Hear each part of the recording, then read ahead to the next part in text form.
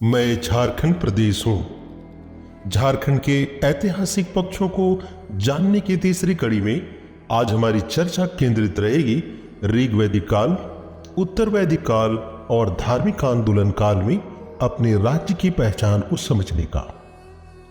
कोशिश होगी कि उक्त पक्षों के संदर्भ में झारखंड के साक्ष्य आपके समक्ष रखा जाए। विशेषकर धार्मिक आंदोलन काल में जैन धर्म के प्रमुख तीर्थंकरों एवं बुद्ध के जीवन से जुड़े प्रमाणों का विवरण को आपके समक्ष साझा किया जाएगा। उन ऐतिहासिक साक्ष्यों का विवरण रखा जाएगा जो हमें अपने सुनहरे अतीत का विश्वसनीय प्रमाण देते हैं।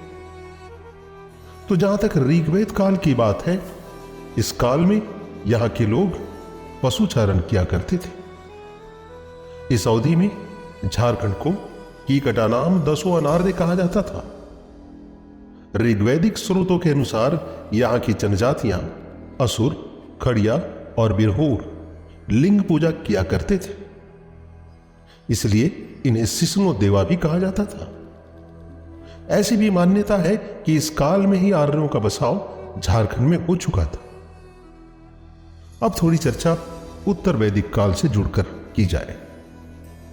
इस काल में कीकट प्रदेश कई भागों में विभक्त था, जैसे मगध, कलिंग, अंग और पुंड्र आदि। इस समय यहां के निवासियों को व्रात्य कहा जाता था। व्रात्य अर्थात बंजारा लोग।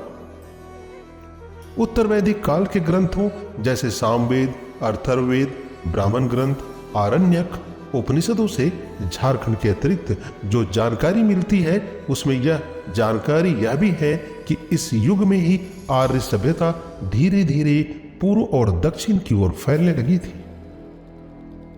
अथर्ववेद का व्रात्यकांड इस बात का प्रतीक और साक्षी है कि उस समय तक आर्यों का इन क्षेत्रों में पर्याप्त प्रभाव और अधिकार हो चुका था। ऐसा मानना है कि आर्य यहां के व्रात्यों को दीक्षित करने के लिए यति अर्थात सन्यासी बनकर आया करते थे।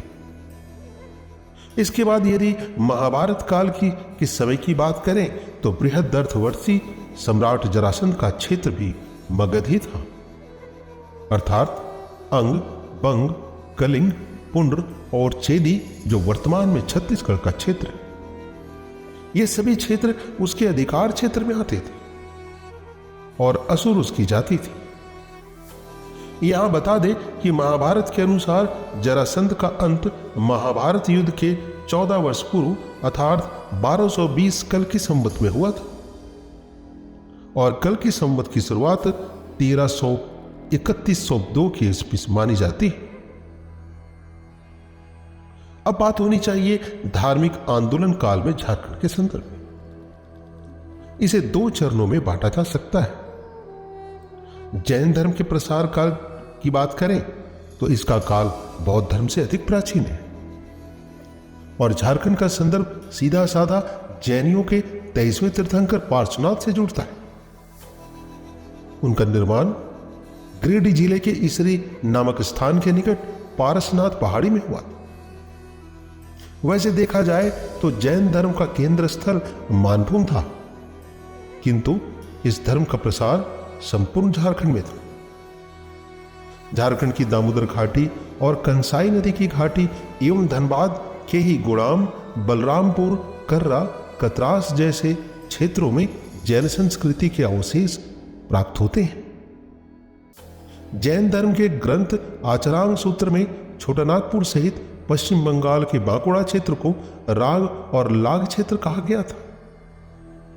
इसी ग्रंथ के अनुसार पार्श्वनाथ के बाद महावीर स्वामी ने भी लाग क्षेत्र का भ्रमण किया था। जैन साहित्य के अनुसार जैन धर्म के 20 तीर्थंकरों के मोक्ष की प्राप्ति भी पार्श्वनाथ पहाड़ी में ही हुआ था। यही कारण है कि इस क्षेत्र विशेष को शाश्वत तीर्थ भी कहा जाता है। एक विद्वान बीकौल ने सिंहभूम क्षेत्र में रहने वाले तत्कालीन जाति सराक को, जिसे उन्होंने उस क्षेत्र का प्रारंभिक निवासी कहा है, उनके अनुसार वे जैन श्रावक ही थे। यहां बता देना चाहिए कि जैन धर्म में गृहस्थ धर्मावलंबी श्रावक कहलाते हैं। यह बात अलग बात है कि जैन धर्म का केंद्रीय स्थल मानभूम से सुदूर पश्चिम पलामू क्षेत्र में इस धर्म का प्रभाव बहुत कम पड़ा था। फिर भी पलामू के सतबरवा के निकट हनुमान गांव में जैनियों के कुछ पूजन स्थल की प्राप्ति हुई है। झारखंड के अन्य जिलों में जैसे बोकारो के चंदन क्यारी में अष्टधातु निर्मित विभिन्न जैन तीर्थंकरों के 24 मूर्तियों के समूह प्राप्त हुए। इसी तरह पूर्वी सिंहभूम के पटमदा क्षेत्र के बुड़ाम नामक स्थान पर 3 जैन मंदिरों के अवशेष प्राप्त हुए। इतना ही नहीं, पश्चिम सिंहभूम के बेनीसागर में 7वीं शताब्दी की जैन की मूर्ति प्राप्त हुई है। ऐसा ही कुछ चतरा के हंटरगंज प्रखंड से 17 किलोमीटर दूर दक्षिण पश्चिम में कोलवा पहाड़ है। इसी पहाड़ के शिखर पर हिंदू देवी देवताओं के साथ जैन धर्म के प्रथम तीर्थंकर ऋषभ देव एवं 23वें तीर्थंकर पार्श्वनाथ की भी मूर्तियां मिली हैं। और इसी स्थान को 10वें तीर्थंकर शीतलनाथ की तपोभूमि भी माना गया है। यहां बता दिया जाए कि इसी पहाड़ी के तलहटी में स्थानीय लोगों के साथ सिख समुदाय के लोग भी बसे हुए हैं। वे बताते हैं कि यहां सिखों के प्रथम गुरु नानक देव एवं बाद में अन्य गुरु भी पधारे थे।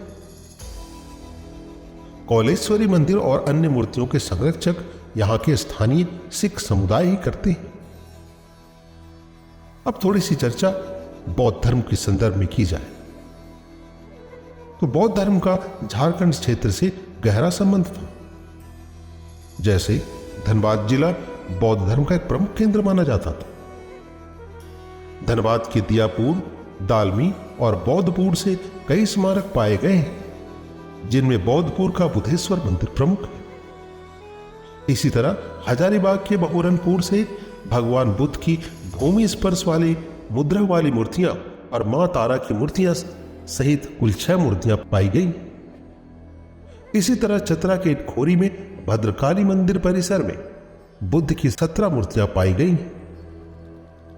इसी मंदिर परिसर में बोधिसत्वों की 104 छवियों युक्त एक स्तूप की भी प्राप्ति हुई है, जिसके दोनों ओर 4 उपदेशों के शिलालेख हैं। कुछ ऐसा ही गोड्डा जिले की बात की जाए तो बेलिनीगढ़ नामक स्थान में बुद्ध प्रतिमाओं के अवशेष मिले हैं। यहां यह जानना भी आवश्यक है कि बेलिनीगढ़ को भिक्षुनी गृह के रूप में जाना जाता है। इतना ही नहीं, खूंटी जिला से 3 किलोमीटर दूर दक्षिण पश्चिम में बेलवा दाग नामक गांव में भी बौद्ध विहारों के अवशेष प्राप्त हुए। इसी तरह गुमला जिला एवं सिमडेगा जिलों के सीमा में बानो रेलवे स्टेशन से 5 किलोमीटर केतुंगा नामक गांव में भी बुद्ध की एक प्रतिमा प्राप्त हुई है।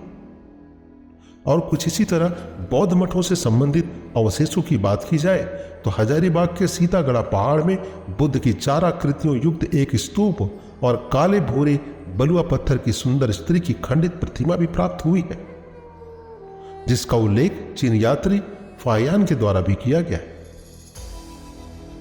जहां तक पलामू प्रमंडल की बात है तो पलामू के मूर्तिया गांव से प्राप्त सिंहमस्तक की उत्कीर्ण अवशेष को सांची में स्थित बौद्ध स्तूप पर उत्कीर्ण सिंहमस्तक में काफी समानता देखी जा सकती है। इसके बाद हमारी चर्चा होगी अगले सत्र में। हमारी बातें झारखंड के ऐतिहासिक राजवंशों के गौरवपूर्ण इतिहास से जुड़नी चाहिए, जिसके तहत छोटानागपुर के नागवंश, पलामू के रक्सेल वंश और सिंहभूम के सिंह वंश से होते हुए मध्यकालीन झारखंड के संदर्भ से हमारी बातें आगे बढ़नी चाहिए। धन्यवाद। Unacademy. Let's crack it.